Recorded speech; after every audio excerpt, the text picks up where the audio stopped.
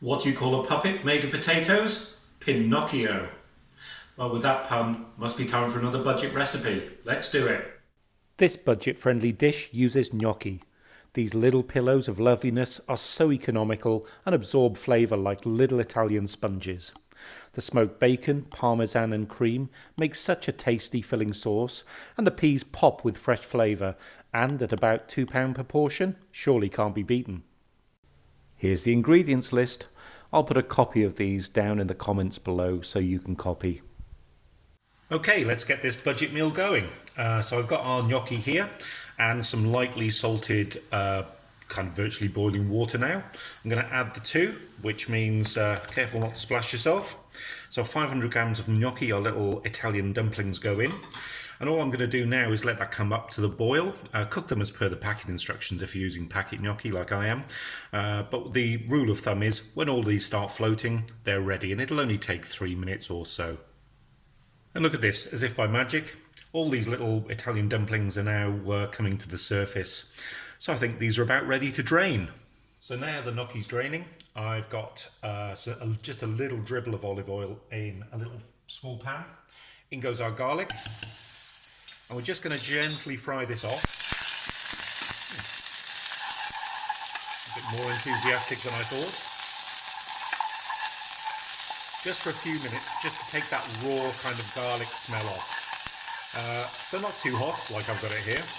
Let's just give that a good toasting. And our next step is to add our cream. That's going to cool it down. So I'll double cream here, give that a good mix. And we're not looking for this to boil or bubble. And the last thing we want in here is just a little pinch of nutmeg, which will get a nice earthy taste to the sauce.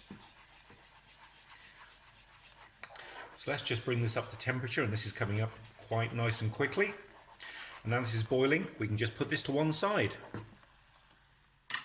Now it's time for the main attraction. I've got a little bit of olive oil again in a hot pan. In goes our bacon. I've got smoked bacon here, but pancetta or ordinary bacon would do fine. Love the smell of cooking bacon. It is a truly marvellous thing. And what we want to do now is to give this a good fry off. Giving it a good stir every now and again, just to make sure these go nice and brown, because we want a good texture, a nice firm texture on this bacon.